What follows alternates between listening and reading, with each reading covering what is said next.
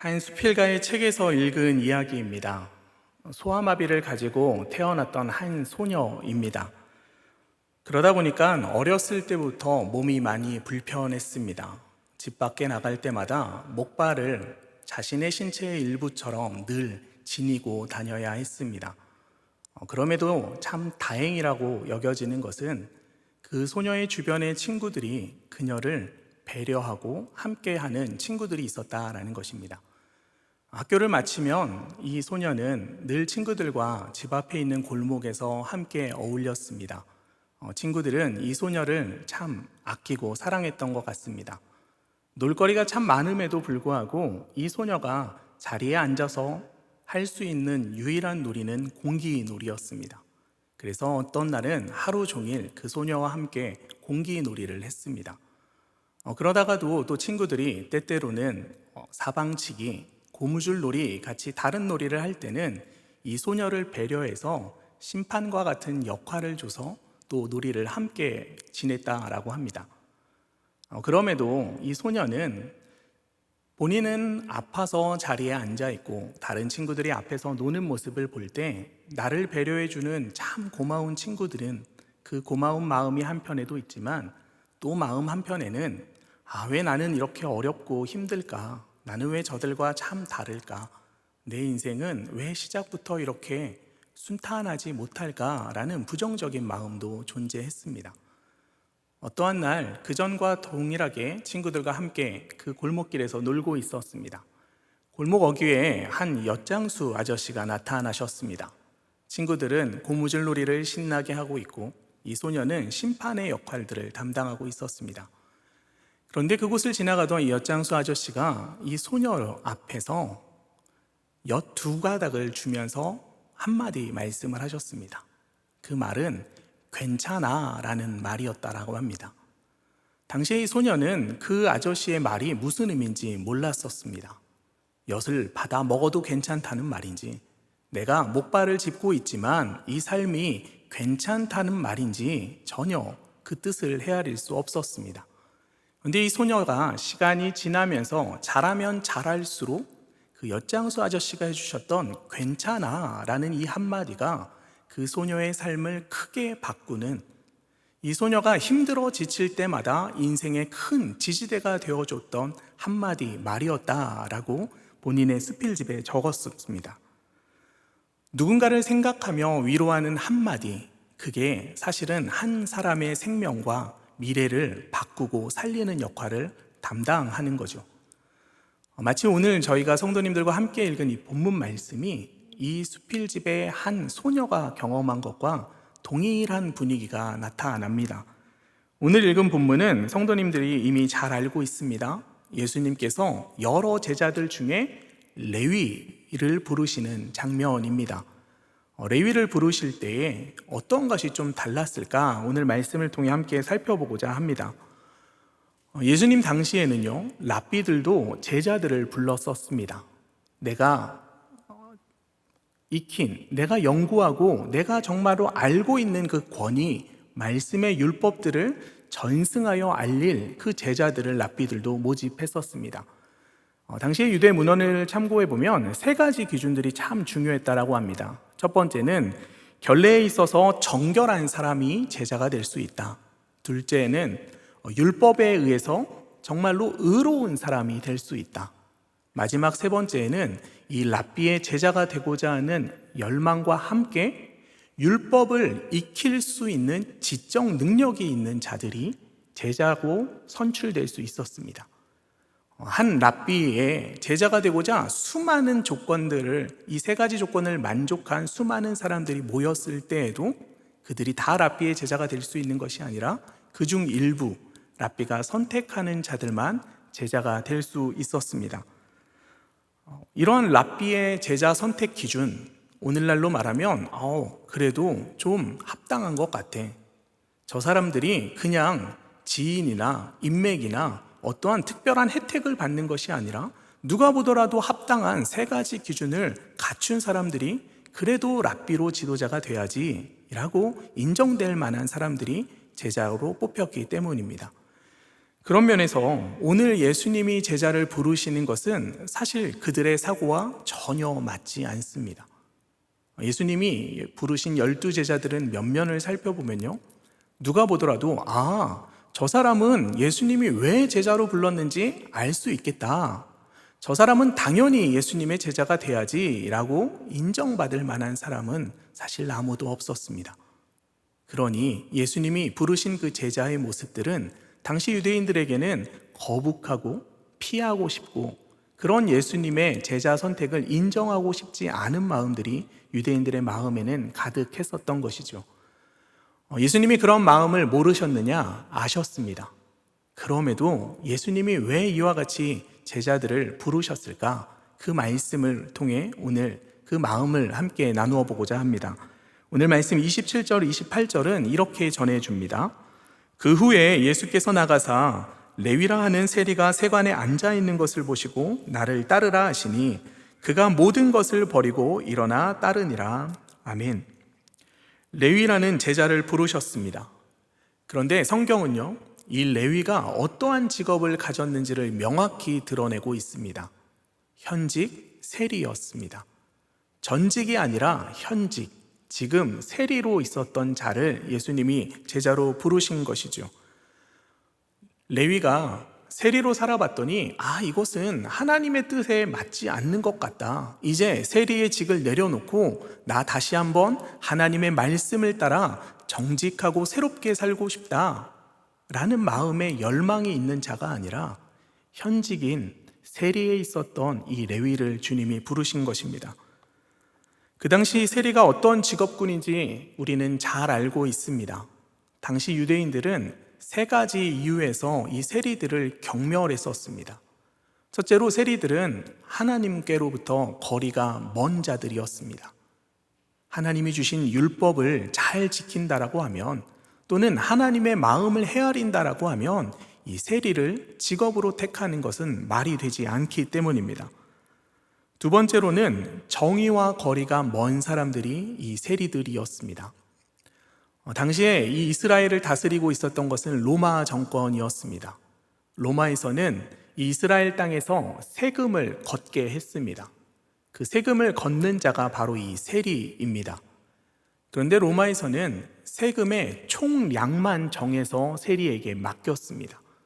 세리는 로마에게 1년에 갖다 바칠 그 세금의 총량, 그것만을 징수하는 것이 아니라 이 양을 먼저 걷고 나머지 추가로 더 걷어서 나의 배, 자신의 배를 채우는 데 사용했던 자들이 당시의 세리들이었습니다.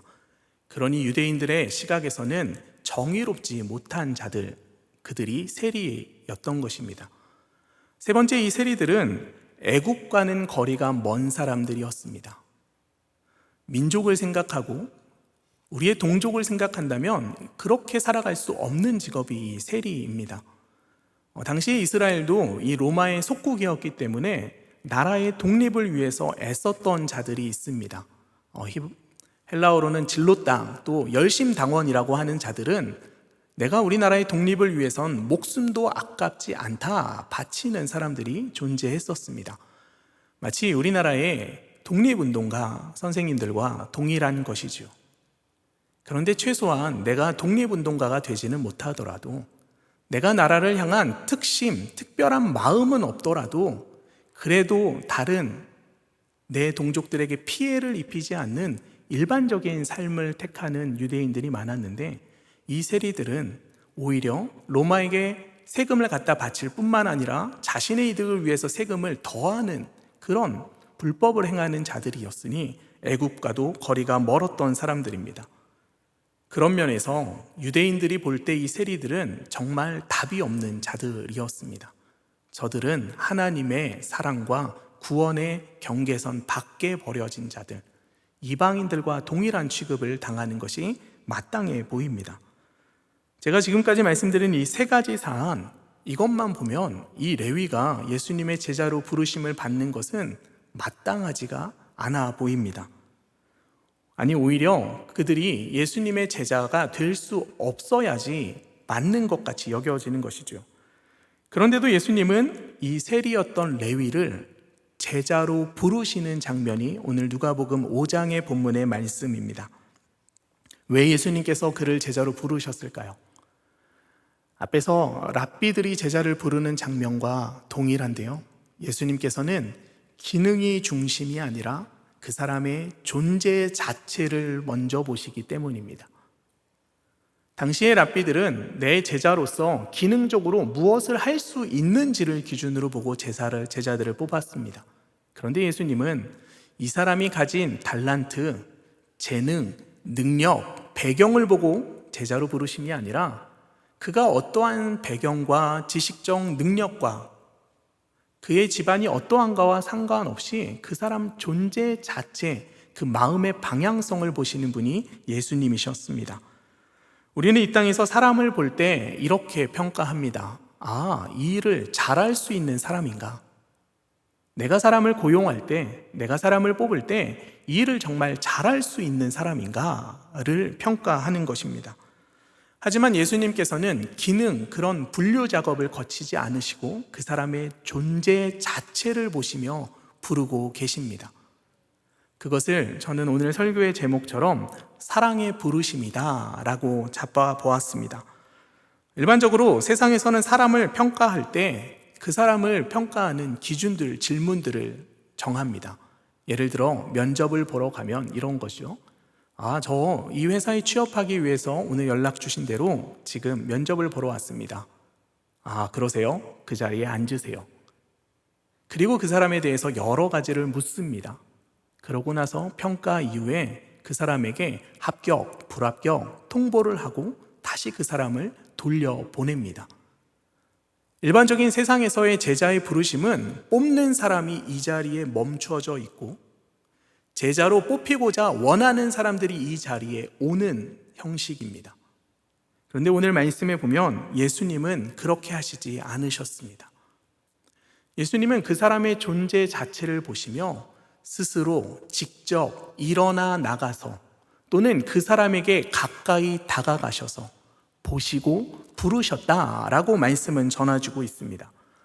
이 땅에서의 사람을 뽑는 방법과 정반대의 방법, 이 땅에서 사람들이 인정하는 공정한 방식이라고 여겨지는 방향과 정반대의 방향이 지금 예수님이 사람을 뽑는 방법이셨다라는 것입니다.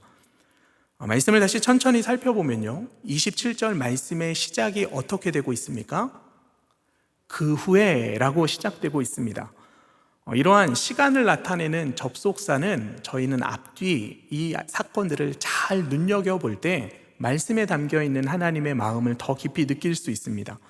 그 후에 예수께서 나가사, 그러니 레위를 부르신 이 사건 전에 무언가 일이 있었던 것입니다. 말씀을 살펴보면 그 앞에 저희가 잘 아는 이야기입니다. 중풍병에 걸린 친구를 구하기 위해서 예수님 앞에 이 친구를 데려갔던 다른 사람들의 이야기가 앞에 나타나고 있습니다. 중풍병을 고친 비유 이야기, 이적 이야기이죠. 그 비유 이야기에서 특별한 점은 이것입니다. 다른 병자들은 예수님이 기도하고 병 나음을 선포하셨는데 이 나병 환자를 향해서는 예수님께서 무엇을 선포하셨냐면 너의 죄가 사함 받았느니라 라고 선포하십니다. 죄사함을 선포하신 것입니다. 죄사함의 선포를 들었고 나서 이 중풍병 환자가 일어나 침상을 들고 그의 집으로 돌아가는 모습을 말씀은 기록하고 있습니다. 사실 이 사건은 유대인들과 또 바리새인들, 서기관들에게는 큰 충격이었습니다. 이때까지 죄사함은 그들이 거룩하게 여기는 성전에서만 일어나고 선포할 수 있는 일이었는데 지금 시장바닥, 길거리에서 죄사함을 예수님이 선포하신 것입니다. 그런데 그 예수님의 죄사함을 듣고 병자가 낫는 일이 일어나 버린 것입니다. 그러니 바리새인들과 서기관들이 대체 저 예수라는 사람에게 무슨 능력이 있기에, 그리고 저 사람은 도대체 누구에게 죄사함을 선포하는 것이냐라는 논쟁이 일어났었습니다. 그 이후에 지금 예수님께서 레위를 부르시는 장면을 말씀은 보여주고 있는 것입니다. 이것은 예수님의 정체성이 무엇인지에 대해서 이들이 지금 논쟁을 하고 있는데 예수님이 그 정체성을 감추시는 것이 아니라 오히려 밝히 드러내 보여주십니다. 나는 중풍병을 낫게 할 수 있는 하나님의 권능을 가진 메시아이며, 나는 하나님께서 이 땅에서 죄사함을 선포하게 하신 보내신 자임을, 예수님의 정체성을 명확하게 드러내 보여주시는 것입니다. 이것을 보고 당시의 많은 죄인들, 병자들, 그리고 어쩌면 오늘 성도님들과 제 안에 소망이 심겨지는 것입니다. 아, 예수님을 만나면 내가 겪고 있는 여러 아픔, 고통, 질병들도 나을 뿐만 아니라 죄사함을 선포해 주시는 예수님, 그분을 만나면 내 삶에 놀라운 변화가 일어날 수 있겠구나 라는 소망이 심겨지는 것이죠. 오늘 말씀은 실제로 그 이후에 예수님께서 나가사, 그 다음에 세리였던 레위가 세관에 앉아 있는 것을 보시고 라고 말씀이 되어 있습니다. 보시고, 이 보다는 단지 사물을 see, 보다라는 원어 의미가 아닙니다. 예수님께서 무언가를 집중해서 바라보시며 그의 중심에 무슨 마음이 있는지를 집중하여 바라보셨다라는 원어적인 동사를 택하고 있습니다. 지금 예수님께서 세관에 앉아있는 그 레위를 집중해서 바라보신 것입니다. 그냥 지나가시면서 쓱 봤던 어떤 한 사람이 아니라 내가 지금 너를 주목하여 보고 있다라고 하는 것이죠. 어떤 성서학자는 예수님께서 지금 레위에게 어떤 마음을 보셨을까라는 개인적인 묵상에 이렇게 적었습니다. 아마 레위의 수치심을 보셨을 것이다. 이 학자가 그와 같이 남긴 배경은요, 레위가 무언가 그의 마음 가운데 내 인생, 나 돈도 있고 나 좀 풍족하지만 무언가 내 인생이 지금 잘못된 방향으로 가고 있어 라는 그 수치심, 삶에 대한 수치심이 그의 중심에 있음을 예수님이 꿰뚫어 보셨다라고 묵상하고 있습니다. 예수님께서는 실제로 그 레위 안에 어떤 마음을 분명히 꿰뚫어 보셨습니다. 그리고 오늘 말씀 27절 마지막에 보면은 나를 따르라 부르시는 모습이 나타나고 있습니다. 오늘 말씀 32절에도 주님이 이렇게 말씀하십니다. 내가 의인을 부르러 온 것이 아니요 죄인을 불러. 예수님께서 내가 부르러 이 땅에 왔다, 이곳에 왔다라고 말씀하고 계십니다. 사랑하는 성도 여러분, 이 말씀을 묵상해 보십시오. 주님의 부르심 안에는 무엇이 담겨 있었을까요? 우리는 부름 안에 무언가 담겨 있음을 알 수 있습니다. 예를 들어 보겠습니다. 제가 집안에 어렸을 때, 집안에 있을 때 부모님이 저를 부르십니다. 무엇 때문에 부르지 않아도 부르심의 시작은 이렇게 되겠죠. 기철아 부르시거나 또는 우리 아들 이렇게 부르실 때가 있습니다. 그런데 다르게 부르실 때도 있습니다. 윤기철 이렇게 부르실 때가 있습니다.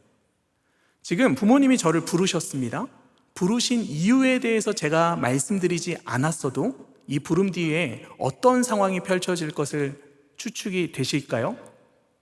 아마 앞에 따뜻하게 불렀을 때에는 칭찬과 격려하는 말들, 그 상황들이 이어졌을 것입니다. 그런데 거칠게 딱딱 끊어서 부르셨을 때에는 무언가 제가 잘못한 일이 있어서 부르신 것이죠.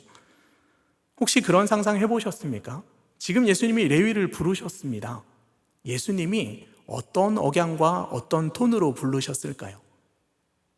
저는 아마도 레위가 그 다음 절에 보면 즉시 모든 것을 버리고 따르는 모습을 보면 레위만이 느낄 수 있는 나를 향하신 예수님의 따뜻하신 사랑, 무언가 나를 위로하시고 회복시키시는 그 마음이 레위야 나를 따르라 라는 이 한마디 말에 레위에는 모든 전율을 느끼며 따를 수밖에 없는 순종의 마음을 가질 수밖에 없었을 것이라 여겨집니다.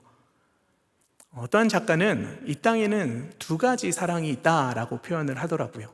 첫 번째 사랑은 사랑받을 만한 가치가 있어서 받는 사랑이다. 어떻게 보면 우리가 이 땅에서 사랑하는 관계에서 일반적인 사랑입니다. 그 사랑이 사랑받을 만한 가치가 있기 때문에 하는 사랑.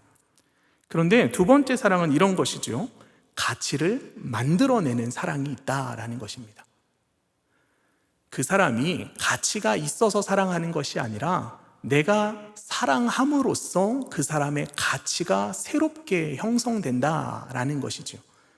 주님의 사랑이 이와 같습니다. 사랑하는 성도님들과 저를 보실 때 우리에게 사랑할 만한 가치가 있기 때문에 주님이 아끼시고 사랑하심이 절대 아닙니다. 우리가 어떠한 처지와 상황에 있을지라도 우리를 가치 있게 만드시는 주님의 사랑이 있기에 오늘 우리의 삶에 의미가 있다라는 것입니다. 주님께서 지금 그와 같은 마음으로 레위를 찾아가시는 것입니다. 앞에서 말씀드렸던 예화의 한 소녀가 들었던 것처럼 레위야, 괜찮다, 괜찮아, 레위야, 나를 따르라. 그 말에 레위가 반응하고 순종하여 모든 것을 내려놓고 지금 일어나는 장면입니다. 예수님의 이 가치를 만들어내는 사랑을 받은 자들은 새롭게 태어나게 됩니다. 오늘 저희가 읽었던 이 누가복음 5장 마지막 절에 보면은 한 가지 비유를 예수님이 들어서 말씀하십니다. 새 옷과 새 포도주 부대 비유를 통해서 정말로 가치 있는 예수님의 사랑을 받는 자들은 헌옷을 기워 입는 그런 것이 아니라 새 옷이 될 수 있다. 예수님의 이 가치를 입는 자들의 인생은 새 포도주가 부어지는 새 부대가 될 수 있다라는 비유를 예수님이 언급하고 계시는 것이죠. 그리고 이 새롭게 창조하시는 예수님의 사랑이 지금 레위뿐만 아니라 오늘 우리를 향한 하나님의 사랑인 줄 믿음으로 선포하시기 바랍니다. 세관에 앉아 있었던 레위를 부르실 때 주님은 분명히 보셨습니다. 레위의 과거의 수치심만을 보신 것이 아니라 나의 부름에 따를 때 그 레위의 미래의 사명 중심적으로 새롭게 살아갈 그 모습을 주님은 분명히 보셨을 것입니다. 그것을 잘 나타내는 증거가 있습니다. 제가 지금 의도적으로 말씀 때 계속 세리 레위라고 불렀는데요. 예수님의 행적에 대해서 기록하고 있는 4개의 복음서가 있습니다. 마태, 마가, 누가, 요한. 그 중에 마태복음을 기록한 자가 누구일까요? 마태겠지요. 그 마태의 또 다른 이름을 이 누가복음에서는 레위다라고 기록하고 있습니다. 사복음서를 적은 저자 중에 한 명이 이 레위였던 것입니다. 마태복음의 특징이 있습니다. 마태복음에는 유대인들만 알 수 있는 구약 말씀을 잘 풀어서 적고 있습니다. 또 마태복음에는 저희가 지금 잘 알고 있고 또 소중하게 여기는 예수님의 산상수훈 말씀이 적혀 있는 복음서가 이 마태복음입니다. 마태복음은 예수님의 비유 이야기를 참 잘 정리하고 있는 곳이 이 마태복음입니다. 마태복음은 예수님의 족보를 14대씩 딱딱 끊어서 명확하게 전해주고 있는 복음서가 이 마태복음이라는 것입니다. 세관에 앉아서 그냥 쓸려가는 인생이었던 그를 예수님께서 사랑의 부르심을 통해 정말 나를 따르라 불렀던 그 부르심에 순응했던 이 마태가 이제는 복음서를 기록하여 하나님의 사랑을 널리 알리는 데 쓰이는 미래의 사명 중심적으로 살아가는 인생임을 우리 가운데 보여주고 있는 것입니다. 사랑하는 성도 여러분, 말씀을 정리하면서 이 마음을 우리가 품었으면 좋겠습니다. 오늘 예수님께서 세리 레위를 부르셨을 때 레위 안에 구체적으로 어떠한 변화가 지금 일어나고 있는지 말씀은 사실 명확히 기록하고 있지는 않습니다. 하지만 예수님께서 그냥 지나가심이 아니라 나를 뚜렷이 쳐다보시고 나를 향해서 나를 따르라 라는 그 음성 한마디 안에 담겨있는 사랑이 분명히 담겨져 있음을 레위는 느꼈습니다. 그 사랑은 이 땅 끝까지가 아니라 세상 끝까지 나는 나의 사람들을 사랑하겠다라는 예수님의 그 사랑의 다짐이 담겨져 있는 고백이었습니다. 사실 세리 마태 앞에 말씀드렸듯이 전직 세리가 아니라 현직 세리였습니다. 그의 마음에는 2가지 마음이 서로 다투고 있었을 것입니다. 하나님의 말씀대로 살고 싶은 마음, 또 마음 한편에는 그런데 내가 세리로서 지금 누리고 있는 물질의 풍요로움을 도저히 하나님 쉽게 포기할 수 없습니다. 이 2가지가 계속 다투고 있습니다. 사실 이 레위, 세관에 앉아있는 레위의 모습을 통해 오늘 우리들의 연약함의 모습들을 엿볼 수 있습니다. 그런데 한 가지 소망이 있는 것은 두 가지의 다툼 가운데 갈팡질팡 못하고 그 자리에 주저앉아 있었던 레위가 예수님의 이 사랑의 음성에 순종함으로 반응하였을 때 그는 새로운 인생을 분명히 살게 되었다라는 것입니다. 사랑하는 성도 여러분, 오늘 우리들에게 예수님이 그와 같이 다가오십니다. 얘들아, 내 사랑하는 아들아, 나의 사랑하는 딸아, 이 한마디에는 나는 너희를 세상 끝까지 절대 포기하지 않겠다라는 예수님의 사랑의 다짐이 담겨 있는 사랑의 부르심인 줄 믿으시기 바랍니다. 사랑하는 성도 여러분, 우리의 삶의 자리에서도 믿음과 나의 삶에서 다투는 것들이 있으실 것입니다. 그때 주님은 기능 중심적으로 바라보시지 않습니다. 윤기철, 너 망설여? 나 너 제자로 삼지 않아. 세상의 가치에선 그렇게 볼지 몰라도 예수님은 그렇게 보시지 않습니다. 기능적으로 어려움이 있어도 괜찮다. 내가 가자고 할 때 조금만 용기를 내서 한 발자국만 옮겨라. 나와 함께 가자. 오늘 우리들에게 귀하게 그 사랑의 마음을 담아서 말씀하시는 주님의 음성에 기쁨으로 순종하는 저와 모든 성도님들 되시기를 주님의 이름으로 축원드립니다. 시간에 함께 기도하시겠습니다.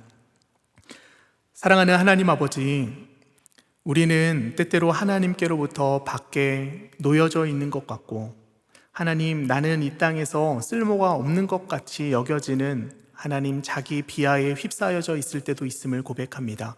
그러나 하나님, 내가 능력이 있고 지혜가 있어서 주님이 들어 사용하심이 아니라 나의 존재 자체로 또 끝까지 사랑하시겠다는 주님의 마음이 담겨 있기에 오늘도 나를 따르라 부르러 오시는 주님이 내 앞에 있음을 믿음으로 고백하며 나아갑니다. 주님의 부르심에 망설이지 않고 하나님 싸움의 자리를 툭툭 털어버리고 주님의 발걸음을 따라가는 자들 되게 하여 주시옵소서.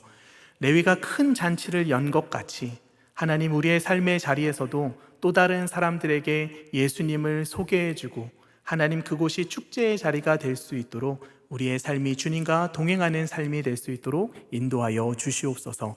이 모든 간구리 주 예수 그리스도의 이름으로 기도하옵나이다. 아멘.